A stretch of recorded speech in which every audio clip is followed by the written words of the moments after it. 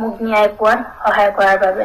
এতিয়া কথা হ'ল ইউটিউবাৰ কুহি ডাবল থি অপৰি কলিতাই যিটো নেকি সংগঠনে মোৰ দৰে হাজাৰজনী দুৰ্ভগীয়া নাৰীক ন্যায় পোৱাত সহায় কৰিছে, সেই সংগঠনটোক বেয়াকৈ কবলৈ তই ক'ত সাহস পালি? হয়, মানিছো তোৰ বহুতো ফেন ফলোয়িং আছে, যিসকলে তোক একেৰাহে ছাপোৰ্ট কৰি আছে। তোক ছাপোৰ্ট কৰি থকা সেই অন্ধভক্ত কেইটাক কৈছো, তোমালোকে যে ভগৱান বুলি যাক পূজা কৰি আছা, তাই এজনী কেনেকুৱা চৰিত্ৰহীন মতা পাগলী তোমালোকে গমেই নোপোৱা। মোৰ বেয়াহে লাগিছে, তোমালোকে এজনী চৰিত্ৰহীন মতা পাগলীক দেৱীৰ দৰে ধূপ ধূনা জ্বলাই পূজা কৰি আছা যে। তোমালোকে চকু মেলা আৰু সত্য কি জানি লোৱা। তোমালোকে বুজি নাপাবা মই কিমান দুখত আছো।